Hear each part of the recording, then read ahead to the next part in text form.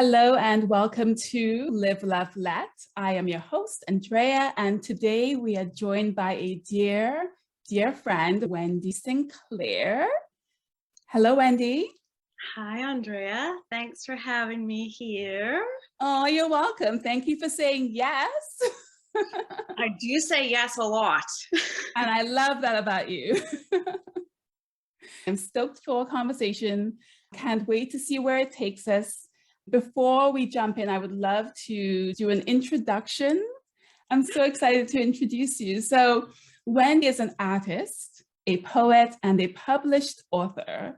She is also a multidisciplined learning professional, a grief advocate, and a facilitator of holistic healing through non-clinical visual art, body wisdom, and nature therapy.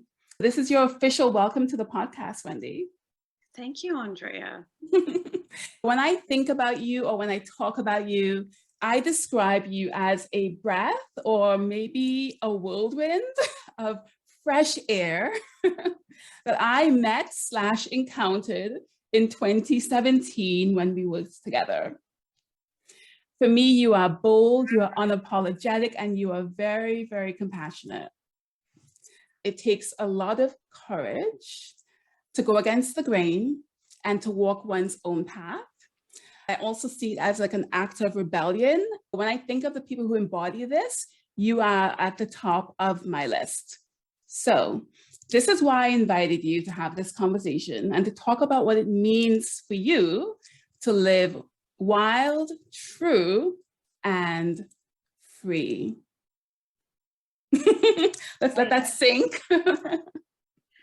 Yeah, so for all of you listening, I paid Andrea $50 to say all that. Okay, so thank you for that. I love that you shared how you perceive me and how I translate to you. That's fairly accurate. And I want to say too, Andrea, I feel like for those you who know Andrea is a very sensitive, kind, very in touch, thoughtful woman with a lot of gifts. And Andrea, you are maybe one of the very few people in this universe where when I think of you, or if I'm texting you or something, I get like the tingles in the back of my head, and that sort of that tingly, like there's a sensory connection. So I believe we have it. So anyone watching right now is like, all right, these they're crazy. And if anyone's wondering, I totally like sent Wendy a script and I asked her to say all of that.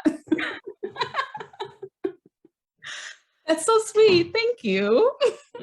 It's true. So I guess with the introduction, with going against the grain and the act of rebellion, I guess what's interesting or what jumps out to me with that last part of the introduction is that it's the opposite. It's not an act of rebellion. It's not pushing against the grain. It's in fact just being in alignment with who I really am. So doesn't feel like there's any resistance, there's no pushing back, there's no like, I'm gonna do this, and it's not at all. So it doesn't feel like an act of rebellion. It feels like the most natural thing.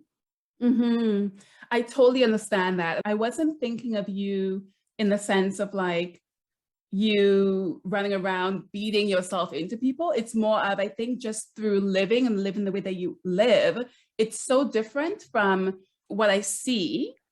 Usually the norm, it is soft, but because it's so different and because it's not the norm, it's against the grain and it is an act of rebellion.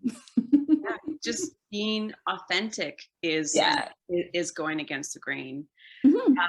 I wondered when this conversation would lead into authenticity, and so maybe it's now. Authenticity, it's a really big buzzword now, and has been for the last 5 or 10 years, and it's all about authenticity. And how you're describing it is that you are true to yourself, right? And we often think authenticity is people who are loud and speak their mind and also are true to themselves. But even before that, we have to think about, well, how does even somebody get to be true to themselves? Like take a step Mhm. back. So it's still kind of high level, right? It's like, oh, you're authentic, you're true to yourself. But how do you become true to yourself? And most people, when we ask, what does it mean to be true to yourself? You're like, I don't know, I just am. But I have Mhm. found maybe not the definition, but maybe a quality that resonates with me. And that is authenticity is that special gift or that ability to be sensitive to what causes us pain. And that's Mhm. kind of it. Is when we are conscious and aware and sensitive to what causes our suffering, that is your first step to authenticity. And that's the hardest. The easiest then is to say, Mhm. no, I'm going to do this, I don't want to do that. But the hardest thing to do is to even recognize what causes us pain and suffering, Yeah. um, in our patterns, and not just, oh, I hate my job and I don't like lining up in queues or whatever. That's not it. It's the thoughts that we have on a daily basis and the way that we ruminate and the things that we think about. Are they Mhm. causing us pain and suffering? Okay, then that's where we have to understand our habits, our thoughts, what we do, what we say Mm. is causing us pain. And then you have to take stock and you pivot. And the more you are able to take stock of what causes our suffering and make changes, the more authentic we become. Mhm. And as you were saying that to me, what came to mind is, number one, it's much more subtle than we think. It's not as gross. It's like fine tuning. And I also got the image of, like, walking on a path and having like guardrails on the side. It's almost like, those cars now that when you're driving and you go slightly beyond the line, it kind of buzzes and it brings your attention back to the road. It's almost like that. Like as you kind of veer off your path, you get a like little buzz and it's like, oh, get back to the path. I think through following the things that cause you pain or suffering, as you were saying, it can keep you within that space that is aligned with your true self. Exactly. That I wouldn't have said it better myself. Yeah, you got the electric fence sort of on the side. But I Mm. think that what happens with us through the years is that we either, when we hit that guardrail or that zap, that electric fence on the side, that's there to show us contrast, right? We need Mm. contrast to show us what is true and what is good. What happens is we hit those things and we then use our brains to say, well, I deserve this, or I have to do this, or I signed up Yeah. for this, or right. And it can be really, really difficult for people to, spend a lot of time or money or marry this person or go to school for 4 years, 6 years to get that degree, only to feel that constant zap. Yeah. And so we have to learn how to, say yes and do things that we feel good about. We feel compelled to do it, not that we think we should do it.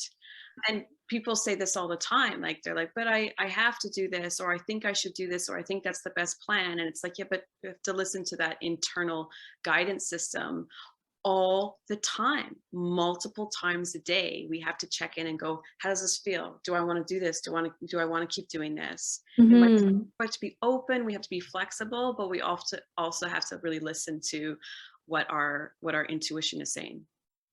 Yes, and I am so happy that you mentioned feel, because I think it's feeling in different ways. Like I think it shows up in different ways for different people. And part of the work is also understanding, like, how does it show up for me? Where do I feel it? How do I feel it? I think that's definitely part of it. And I think also, I think it's possible to become used to the zap so that you maybe don't feel it. You have to become more sensitive again to feeling those zaps. Totally. Or we're on autopilot. That's exactly it. So we don't register the zaps and we don't Mm. honor them, right? Mm. So we cannot feel those zaps because sometimes we're just unaware and we're just trying to hustle. We're on that hamster wheel. We're trying to get the next outcome. We're trying to achieve Yeah. the next outcome. Or we're just simply not listening to our body. I think in the past, I had a reputation, and not even that long ago, only several years ago, I had a reputation for being a very feelings-based person, a super feeler. But looking back at it, it was very mind emotion based. It was very egoic thought emotions. I cried a lot. I had a lot of empathy for individuals. I felt the pain and the trauma of other people as well as myself.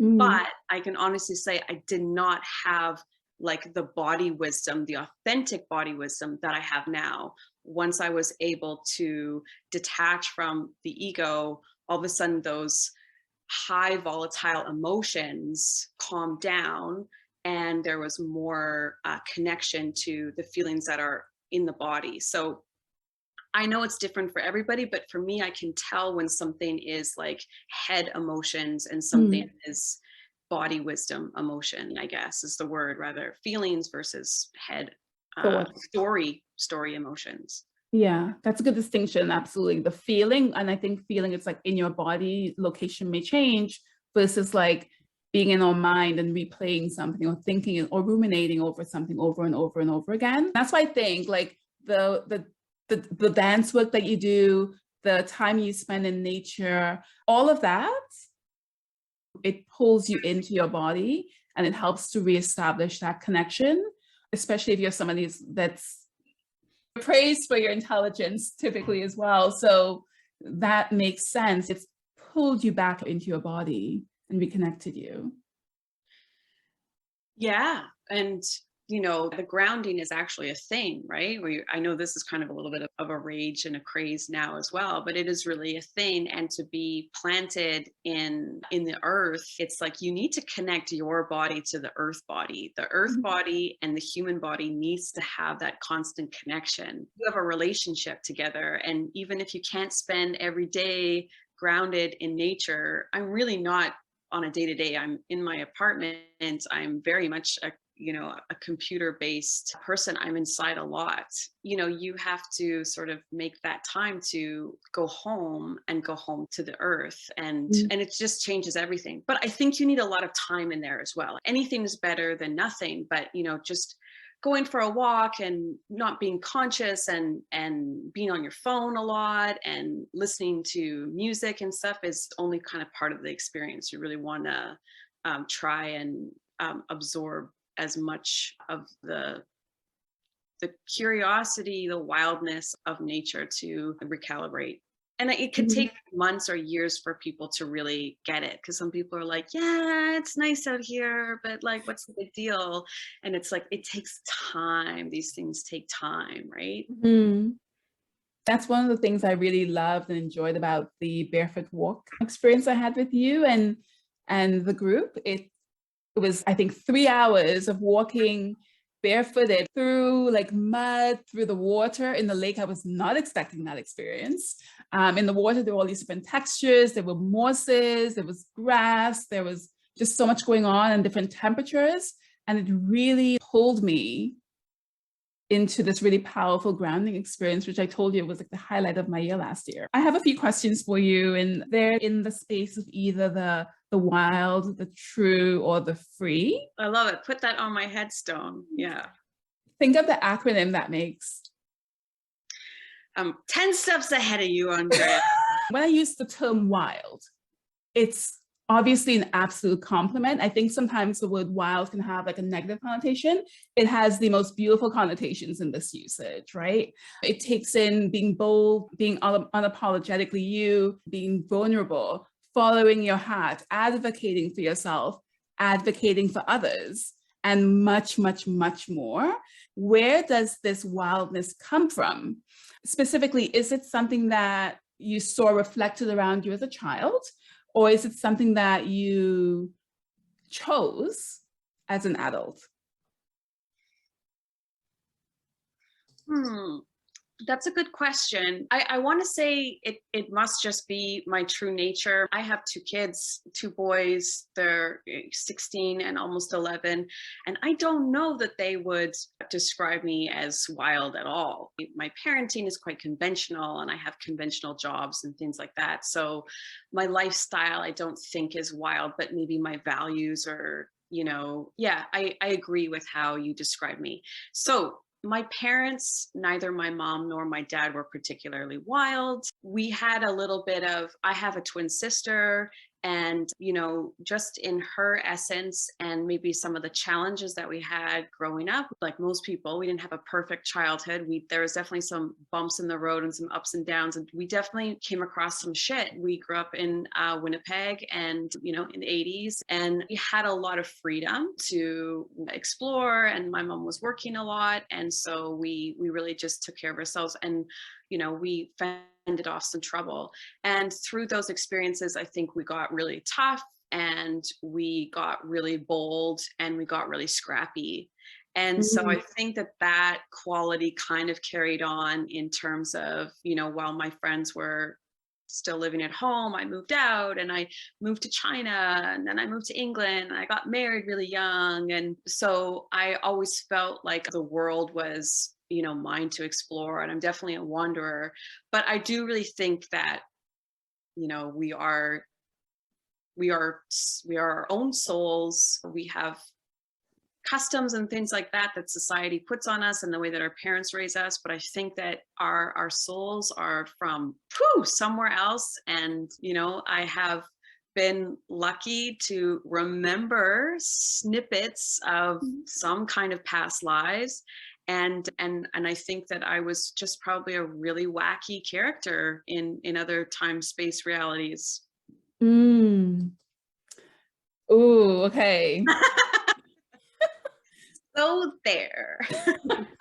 What do I even say to that, Wendy? What does anybody say to that? It is like so juicy, so amazing. And I can just say, yeah, thank you. That's what they say at job interviews. They're like, okay, we'll call you. Then they do. Oh gosh. Continuing the conversation about authenticity and true essence as well. In a recent conversation, you said that you believe that to be yourself 100%, you have to know yourself. Yeah. I would love to get your perspective on what does that mean for you? Well, so to know ourselves means to spend a lot, as we were talking about before, with really kind of tuning out the external voices, the external advice. So you have to commit, I think, well, you can do whatever the hell you want, but I have chosen to commit to accessing inner wisdom, relying less on external opinions or advice. They serve its purpose in some ways, but really spending, and it's a choice, it's a lifestyle. I'm blessed, I'm single, so I am alone a lot.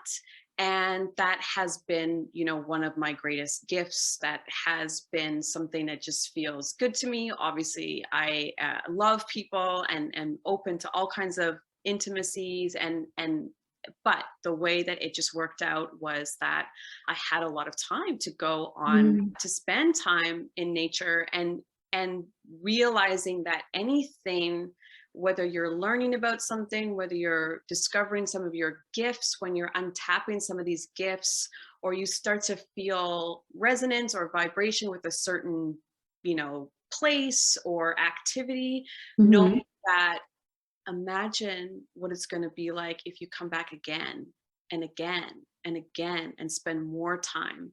So I think quality time with yourself and really enjoying your own company and finding all those fun things that you can access inside means that we're able to really know ourselves, and we rely less on external things to entertain ourselves. So that is, I would say, my favorite thing about being me. I like being me. I like this vessel that is me, and spending time with me. We all have an imperfect childhood.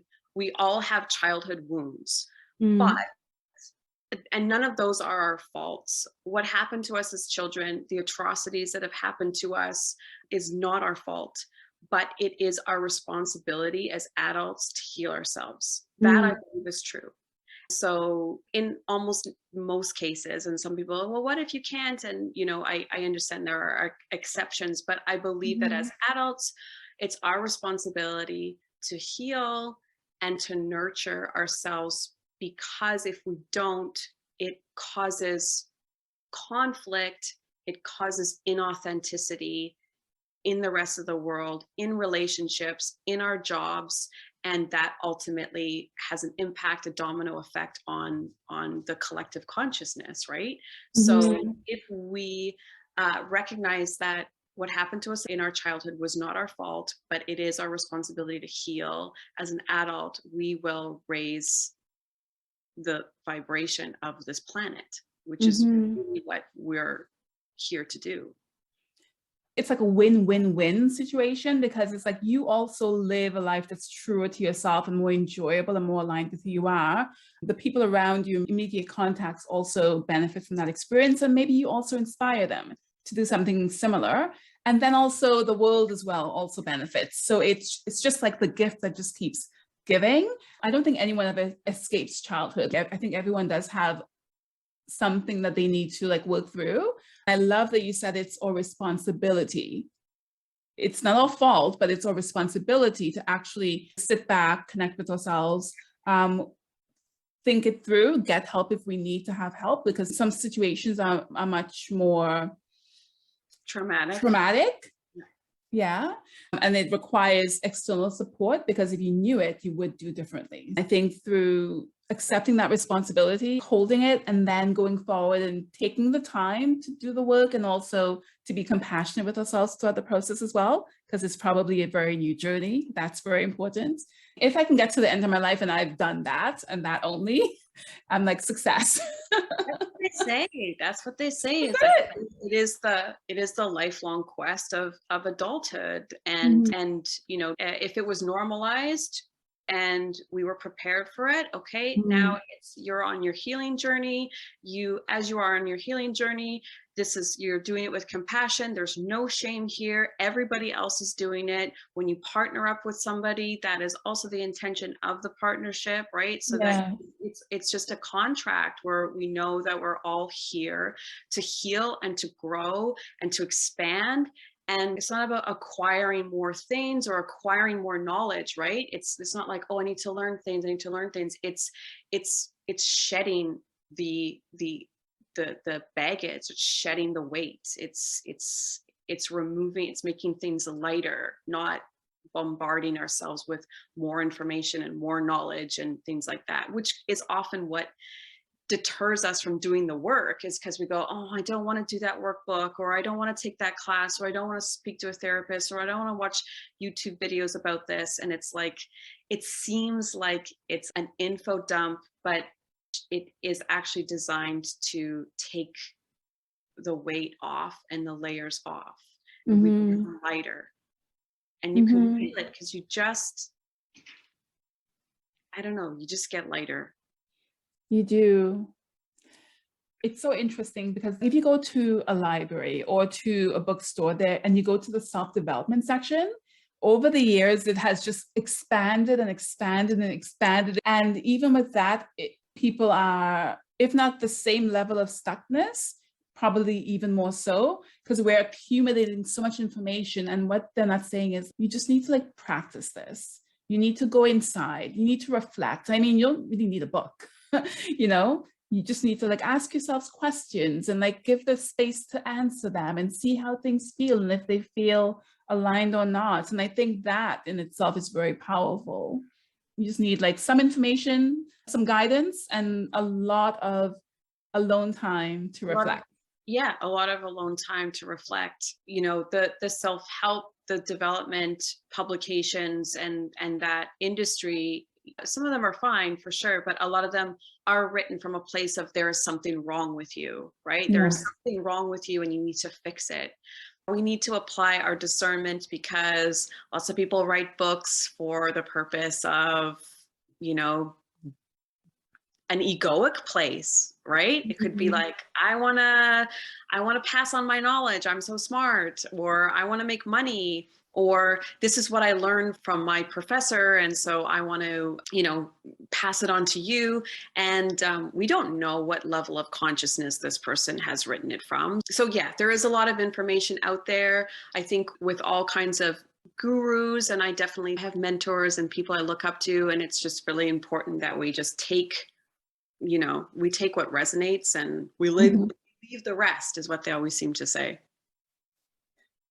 I do agree that we need to be discerning and ask, does it feel right? Does it feel true? Does this make sense? Because even without like ulterior motives, even if someone's really genuinely trying to help, their experience, their path could be very different from yours. And Totally. therefore the information they're giving is not relevant to you. So it can Totally. actually take you off your own path. Exactly.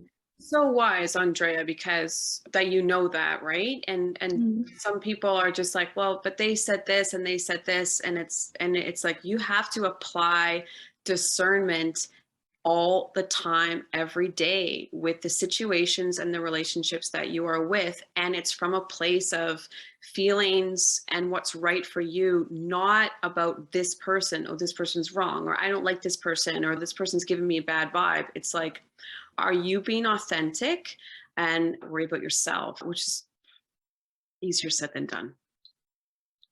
It's a moment by moment choice. And it's like meditation, like, you notice yourself like floating or planning something and then you bring yourself back.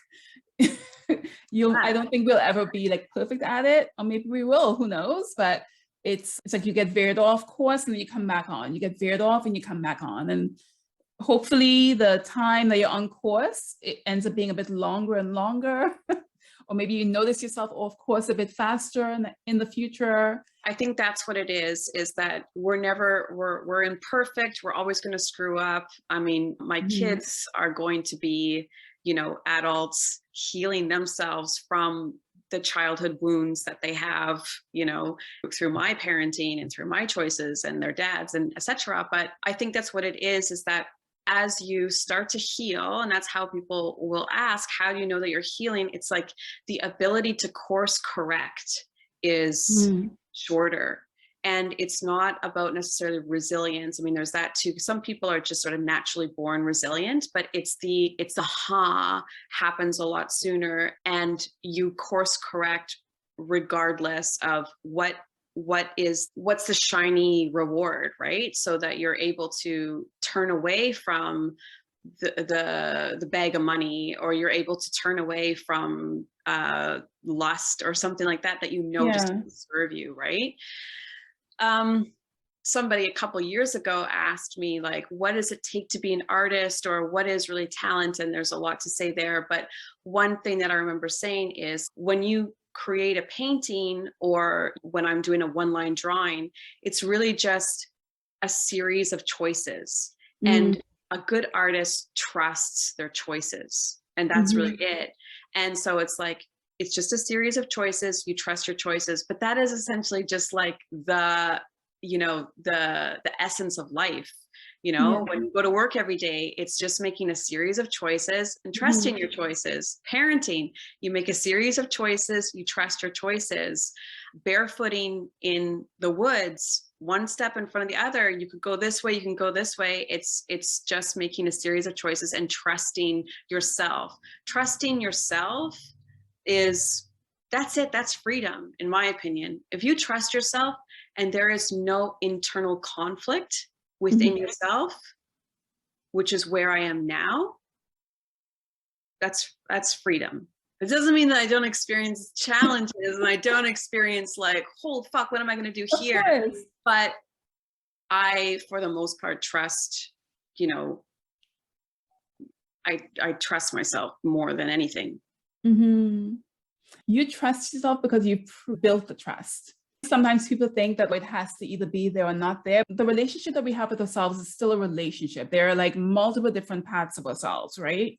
It requires that we build a relationship with ourselves and also build the trust with ourselves as well. That's where the authenticity comes into play, right? Because if you're not authentic and you're not making choices that are the best for you, and that you're not paying attention to the things that cause you suffering, when we don't do that, conscious or not, that causes self-betrayal. When I first learned about it, let's say 2014, from a friend, I was like, okay, she made it sound like it was a really big deal. And I didn't understand the impact of it. And I realized all these years that there was like every single day I was doing something that was not aligned to my true values, what I actually thought, whether it was like gossiping, whether it was, saying yes because I wanted to prove my worth or prove myself or help somebody even though I didn't want to, although I didn't know that I didn't want to. Those incidents of self-betrayal add up and they get stored in the body, and how they manifest is that you're not able to trust yourself. And that's why it's so important to be authentic, not so that you're trying to be authentic or you want to be liked. It's because this is the relationship that you have with yourself. And the relationship that you have with yourself will attract, an external relationship that is of the same match, the same vibration. And experiences. Yeah, and the experiences and jobs and opportunities and friends. Another thing you shared with me is that art is a tool. I think when we think of art, it just seems so grand and so scary. And to draw a line somewhere, it's like, is it the right line? Is it not the right line? Does it look good? Does it not? And I think what I love about the approach that you have to art is that you make it so simple and so fun and so accessible. And I love not only the approach, but also the way that you use art when you're working with people. So can you share a bit more? Yeah, so I was really lucky in that I wasn't an artist growing up. I wasn't a trained artist, although it was definitely inside me. I was every other type of artist. I just wasn't a visual artist. And I couldn't draw, and I was never a good drawer, and I'm still not really. But I was lucky that in 2016, I was like, I'm going to take this course because based on like the parenting agreement that my ex and I came up with, I finally had every second weekend off. And I was like, oh my God, what am I going to do with a whole weekend to myself? And I'm going to be an artist, because I was doing all kinds of other things at the time as well. I was writing poetry and I was blogging and I was dancing. And so I thought, well, visual art has to be part of the package. And so I was lucky. I went to a class. I had a teacher who was, I guess, similar. She had a similar soul for sure. And when she painted, I was like, it was watercolors. I was attracted to watercolors because of the description, which was like fluid and chaos. And if you have good handwriting, you could probably do this. And when I saw her move the paint and the water around on the paper, I was like, it's like I'd seen a baby being born. And then when I kind of looked at everybody else in the room, not that I should judge how they were experiencing it based on their outer expression, but they were kind of just like, whoop-de-doo. And I was like, I've seen something magical. And so I was like, I was meant to do this and I want to just do this all the time. So I had the passion. Let's just say that I had the passion, and the talent and the techniques were going to have to come after. Let's take a moment and appreciate the pieces of art behind you. Oh, yeah. And it seems like most of this is it alcohol inks? Yeah, this was like the first alcohol inks when I realized that you can add rubbing alcohol onto the alcohol inks. So I did have to teach myself how to do art. And luckily, because of the internet, this woman got me started. I think I went to like 9 weeks with her. She's amazing. And then I just learned how to do it through experimenting. And so that's kind of how I do the workshops as well. Is there is some techniques, but art is something that you just have to pick up and do, right? It's sort of like when you get a new phone, you don't like read the instruction manual. I mean, maybe you do, but I do. Most people we know, like we just pick up and start. Okay, where's my calendar? Where's the camera? Oh, the camera's red. Oh, weird. Okay, the notes app is different. Okay, art is really tactile and really keeping the directions at the beginning when people are learning it and they're experimenting with it. And I recommend alcohol inks because it doesn't really require a whole lot of talent. Talent is subjective anyways, but we won't talk about that. But anything that happens on the paper is beautiful, and you'll get so much back by experimenting with it.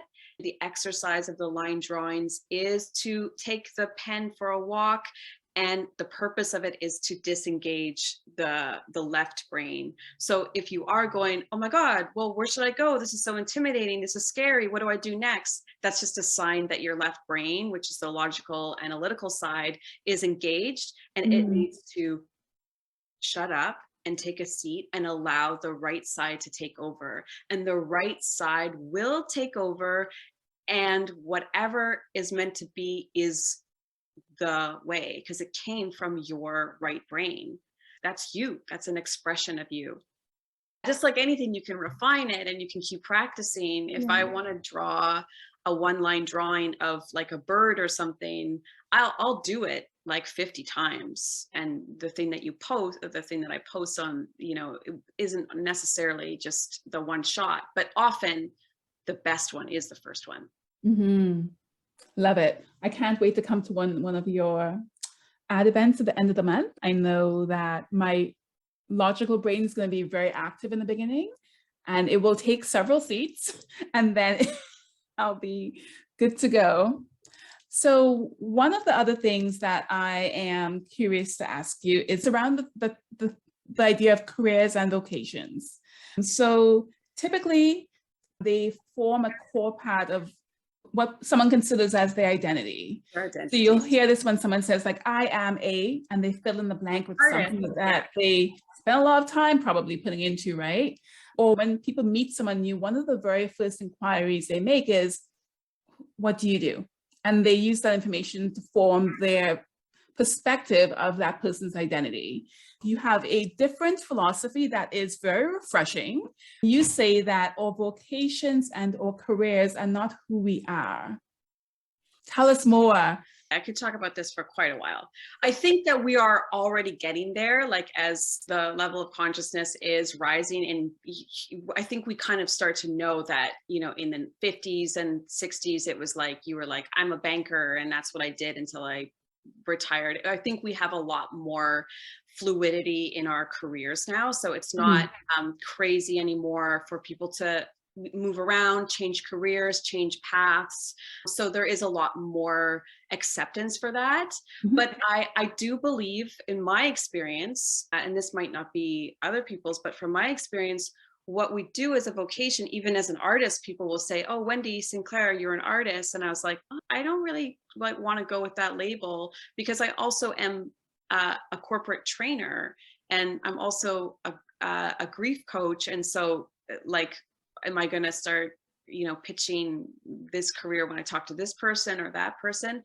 For me, the vocations and the careers are essentially, well, one, it's a way to pay your bills, right? So there is a practical element I take very seriously, and I'm not just like fucking around, right? I'm a planner, and I do value security and stability very much.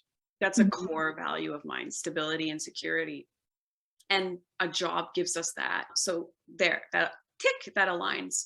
But I think in terms of why I experiment with different vocations on the side, and maybe I have lots of hobbies and I'm open to changing careers, or the hobbies start to kind of take over, or I pick something from this hobby and then apply it to my job, and then they start seeing me in a different way. So then they move me over here, and then somebody else is like, hey, why don't you come work for me? There's the reason why there's all the moving and shaking around is because I believe that our jobs and our vocations just provide feedback for our path, for what our higher purpose is. I feel lucky, or I feel true, that I know what my higher purpose is, and I don't think that everybody does. And some people maybe never will, and that's okay, no judgment. But so I know that whether I'm doing this or doing that or doing that, it all just has that same theme, which is, it feels good. That electric fence that we're talking about, it's like, nope, I'm in here. And so it can take a lot of different forms, and I'm open to the different forms. So that's probably what I would say about that. Our careers and our jobs and our vocations and our hobbies give us feedback on our true nature. That's it. That's what I believe for me. Okay. And when you say feedback, what do you mean? Well, feedback is that jolt, the information that our bodies, our souls, our brains interpret as yes. And that when we are doing careers and things like that, that the feedback is a no, we have got to figure something out, try and pivot as much as you can. If it's a no, it's a no. And to pursue a no is, again, an act of self-betrayal, will cause us suffering, which then obviously impacts our authenticity, and on it goes. Yes, absolutely. And I think the thing to think about as well is that if it's a no, this does not feel right. It's like taking the time to see what is it about it that doesn't feel right. Is it the actual role, or is it the environment that it's in, or is it the people that you're around? Because it could be that it's not the actual job. It could be something around maybe the values of the company you're with isn't aligned with the values of yourself.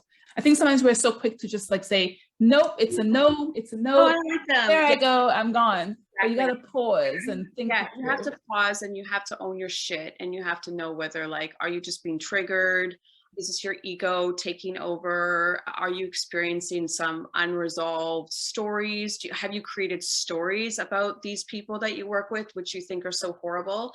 It could be that you actually love, I'll give you two examples. One example could be like, I do love my job.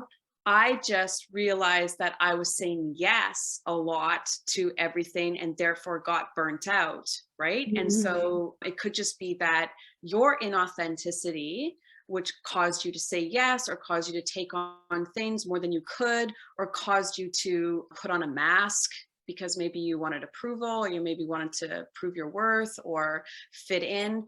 There's actually nothing wrong with the job. In fact, the job is very, very meant for you, and would have been perfectly suited for your talents and your strengths and your path. But you chose an inauthentic path. You chose an inauthentic mask to show up every day. So that's one example. So again, you need the self-awareness, and sometimes we don't realize that until afterwards. Another example for mine was, I did really like my job. I was very happy at my job, but my job was only using like 20% of Wendy Sinclair's holistic gifts and abilities. And eventually you're like, well, I would like a place where someone can see all of this package and utilize all of it, right? So that I'm not like only using this, core skill, and then I feel like I have to go home and do all these other activities because I'm not able to bring all of myself or all of my gifts, right? It's like, we love that, but we don't need that. Oh, we love that, we don't need that, but this thing that you do here is very good and you do it well. And it's like, yeah, but I want to incorporate it. And that leads me on to, I guess, a point about careers and paths. And maybe where people have said like, well, lucky you, Wendy, you just do so many things and you just want to do them all. But we have to remember that back in the day, our ancestors, way back when, which is in our bodies, is in our DNA. We had to be many, many, many things. Okay. We had to be hunters. We had to be gatherers. We had to raise the babies. We had to tend to our mates. We had to be good at sewing. We had to be able to fix things. We had to be able to help people's bodies when they got sick or we got cuts. We had to build things. We had to repair things. We had to fish. We had to do all of these skills. We were multifaceted creatures back in the day. It was only through the Industrial Revolution where, that trade was implemented. And that is, in essence, a system where you have to pick a vocation, you have to pick a trade that was based on a patriarchal system, a classist system, and a bureaucracy. They needed to put you in your place and keep you in that box. And surprisingly, for how far we've come as a society, we're still stuck there. Like that is still the norm, where people are like, I've only come across a couple of, employers where they're like, I don't want you to pick a lane. I want you to do all of the things. I want you to be you. The majority of the time when I have been interviewing and applying for jobs, they're really like, I need you to pick a lane, or I need to be able to put you in a box. People get a little bit scared if you are multi-dimensional, because for some reason it translates as you're a jack of all trades and a master of none. But that again was an expression that was made up by some British bloke during the Industrial Revolution. Again, classist and really not serving people's full potential. I believe that we all have infinite potential, untapped gifts and talents that if we only knew what they were, we would just like surprise ourselves. So interestingly enough, when I was preparing for this conversation, the word that kept coming to me was multi-hyphenate. Multi-potentialite. Oh, I haven't heard that one yet. Okay. But I haven't heard the one that you said. Multi-hyphenate because hyphen. Okay, yeah. Yeah, I think it allows you to allow your full self to express through, and a higher level of authenticity, a higher level of expression of who you are. I think that leads to more joy. That's freedom to me, to be able to say, I can bring myself, my skill set, my interests and everything into the door of where I am.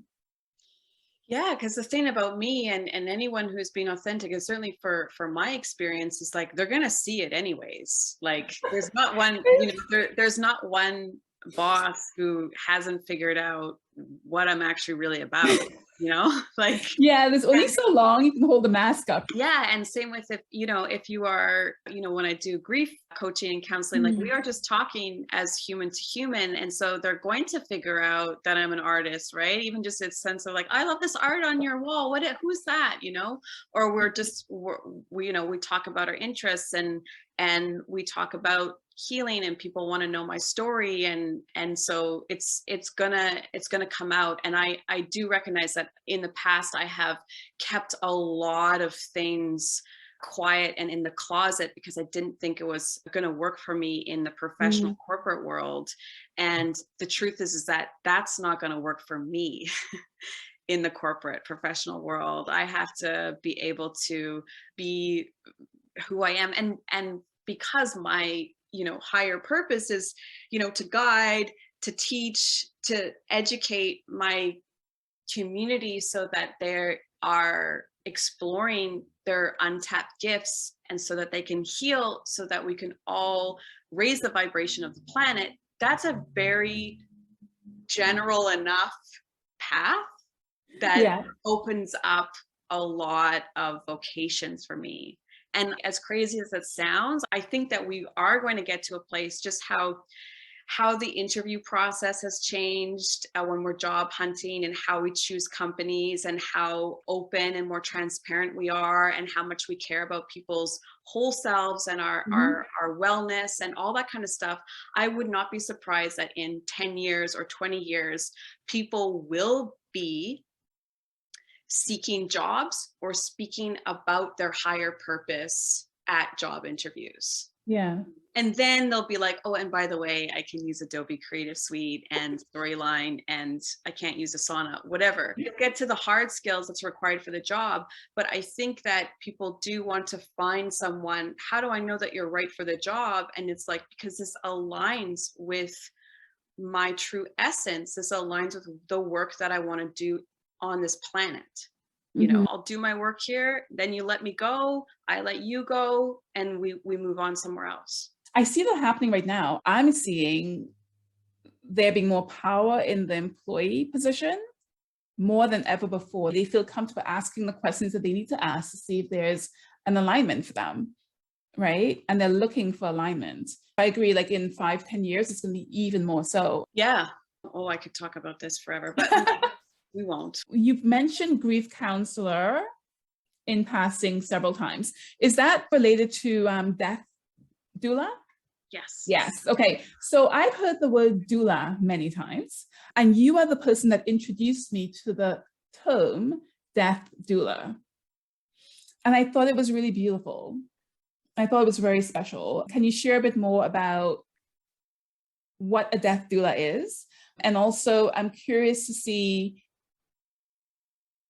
did being a death doula influence who you are, or is it an expression of who you are that you channeled into? It's definitely an expression of who I am, for sure. The death doula, for anyone who doesn't know, we know what a birth doula is. Most of us know what a birth doula is. This is a support person for the mother. They don't deliver the baby. They are there to support the mother through this journey of birth. So, and then people think, well, that's what the husband's for, or the partner, or the man, or whoever's there. And that's not always the case, right? For reasons we can imagine, right? Doesn't matter. So a birth doula is providing support, physical, emotional, sensual, mental, structural resources for the woman giving birth. And so a death doula is essentially that. It's the individual who is accompanying a person who is dying. A nurse will take care of the medical situation or the vitals, but that doesn't mean that they are there to support with anything beyond that. And a lot of them don't, right? They've got to move on to the next room.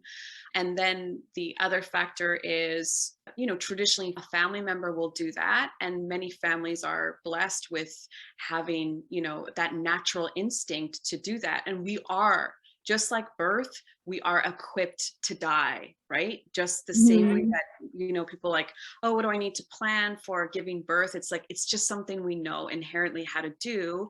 And if your friend was giving birth, I or you we would just instinctually know what to do to help her, like hold her hand and soothe her pain and be there to catch the baby. Like, we just know how to do this. But some people don't think they can do it with death, and they don't want to do it, so they hire a death doula. So I studied to be a death doula, and I was very interested in it. And a big factor was that my dad was dying, and he was going to have a medically assisted death. So I wanted to be as equipped as possible. What happened was my dad died, and I just, I was overcome with grief as expected, as naturally so. And I remember a couple of people texting me about, hey, would you be open to being a death doula? Or I lost this person. And I wanted nothing to do with death. I was like, I'm taking care of myself. I don't want to do this. The last thing I wanted to be was a death doula. And luckily I didn't have to be, because I had a full-time job, and I just shelved it. Then what happened was I realized that I was quite interested and quite equipped to handle the grief side of death. So as we know, death has a cycle, and different death doulas tend to, like any sort of specialist, you kind of take a favorite section of the vocation, right? So some people really like to be there for active death. Some people like to be there for like the funerals, so they become funeral directors. Other people really like the medical side of death, so they want to, help with whatever. I don't know enough about that. But for me, I was really attracted to grief because I knew it so well. And I wanted to help individuals, and that's what I do. Has it had an influence in the way that you approach living? It really has grounded me with perspective, because in the corporate world, and no shade to the corporate world and what they're doing, but in corporate learning, we have expectations for how our employees should behave and what they should know. And so we essentially tell them, like, listen, this is what you're going to do. This is what you need to know in order to do this. And we are holding people accountable as much as possible. And we shove the information and the expectations and the best practices and the policies at them. And that's that. And we say in corporate learning, oh, we need to meet learners where they are, which is, we try, but I don't think that's really true, because we have corporate goals and we have KPIs, that's key performance indicators, and we have agendas. With counseling and grief, they are in charge of their own experience. There are no goals. There is no right way to be. There is really no way to push them. I'm meeting people who they're either super uncomfortable talking about death or grief. And then other individuals may, like, the spectrum is like, I've never known anybody who's died and I don't know what to say. Somebody else is like, everybody keeps dying around me and I'm saying the wrong things. What can I do? Another person is like, I feel so many emotions and I don't know how to process them. Another person is like, I want to know what happens after you die. Like, do they go to the fifth dimension? Do they go to the 12th dimension? And they want to talk about reincarnation in the afterlife. So I'm all for that too. Like, so where the conversation goes and what their needs are is completely directed by them. And I am the companion in this conversation. So of course the conversation is a lot more wild. The conversation is more authentic, and there is no outcome and there is no goal. So that's, you know, radically different than corporate learning. If learners aren't coming out of that classroom or out of that web-based training with goals and measurements, then you haven't done your job correctly. I like the way that you juxtapose those two experiences. I think that one can definitely learn from the other. Yes. With all of this work that you're doing, your journey of living boldly, of being authentic, we alluded to it not being easy work, to it being challenging and a consistent choice that needs to be made. So I would love to learn more about what obstacles have you encountered on your journey that you found interesting or that you were not expecting. Oh my God, I've encountered so many. Like, yeah. There's so many, almost all the time. All the time. Yeah, I wouldn't even know where to start. I guess maybe one of the biggest lessons I'm learning or trying to refine is that this one's kind of interesting and kind of deep, and it's very high level. So I don't have to get specific or name names or anything like that. I have a complicated relationship with the word judgment. I have been taught, and how do I say this? How do I go back? For whatever reason, whether it's what I saw on television or how it was displayed, but it was always this term of like, don't judge, don't judge, don't judge. And so, you know, a character on a soap opera or TV movie or something would say something, and then the other person would say like, hey, don't judge. And so for me, I kind of thought any single opinion was a judgment, or any negative gathering of information was a judgment. Then around 2014, when I had like maybe another spiritual awakening, but a really big one in my later adult life, I really latched on to Buddhism. And they talk a lot about judgment. And for me, I think I still didn't really understand. What was happening was, to me, everything was judgment. Everything was judgment. You know, just saying no to something was like, oh, I'm so judgmental. I'm so judgmental. I would judge myself for judging. Whereas now I'm learning that saying no to things and saying that's not for me is not judgment, it's just discernment. So I have been learning a lot about judgment and discernment, and I have realized that I have made some choices that were not best for me because I was scared that I was being judgmental and I was being judgy, when in fact it's perfectly normal and okay to say no, that's not for me. And so it has led me down some paths that I've had to, you know, recalibrate and get back on course.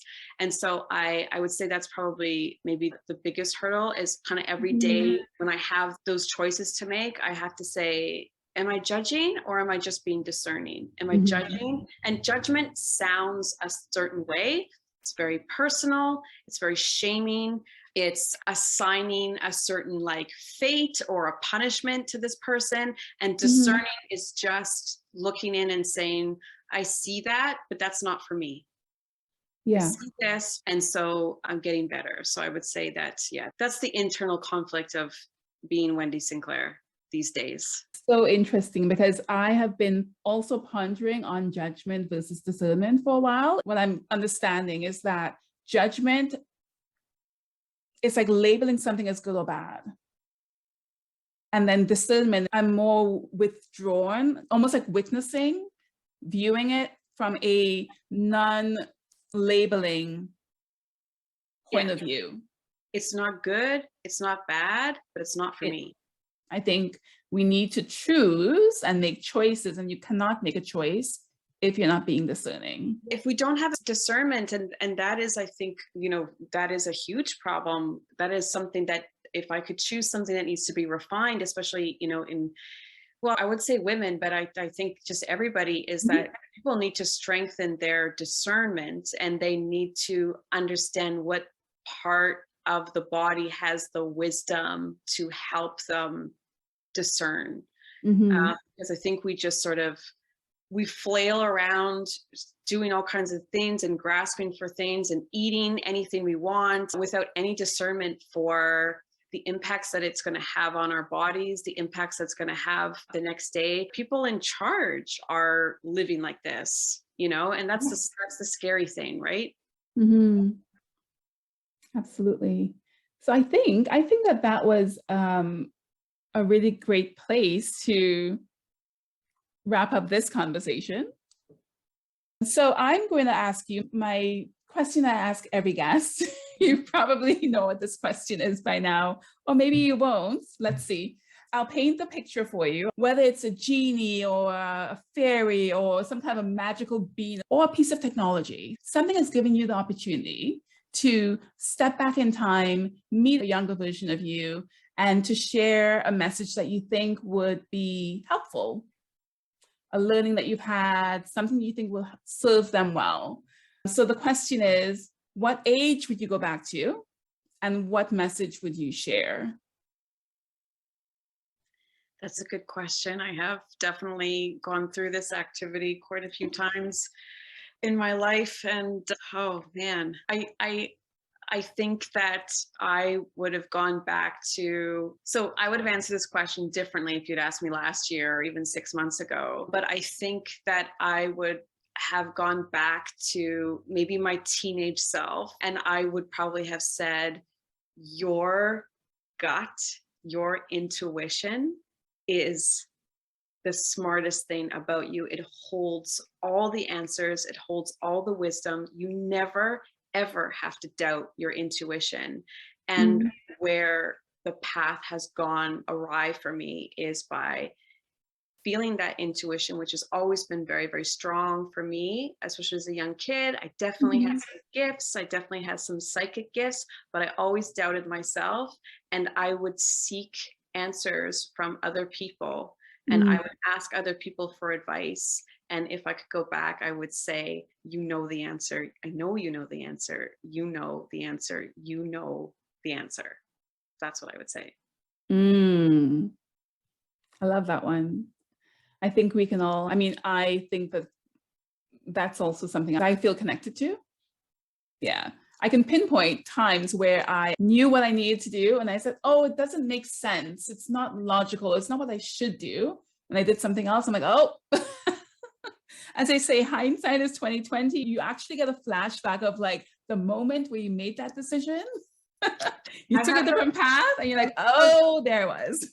How I know it's so true is like I have a very strong memory. I can remember most of the things that have happened. Like I remember a lot of my past, a lot of my childhood, but in those moments, I can remember what I was wearing and what the smells were in the room. And those are the moments that were so clear, because I remember exactly, those were the moments where there was a choice to hear something, and I didn't obey. I didn't obey my intuition. I went, no, you're judging, or no, you're scared, or no, you just don't want to take a risk, or no, you're whatever, some logical part of your brain has filled it out. But it only needs to happen to you a couple of times to know that your intuition, especially with certain women, certain types of us, it's a strong power. It's a magical power.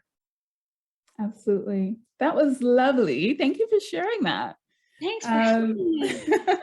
Yes, and thank you for being a guest. Thank you for this lovely conversation. I know that there'll be people who would say, Wendy Sinclair, how do I get a hold of her? How do I get in touch with her? How do I find these like beautiful dances that she's apparently posting on Instagram, or all the workshops that she's doing? So where can people find you online?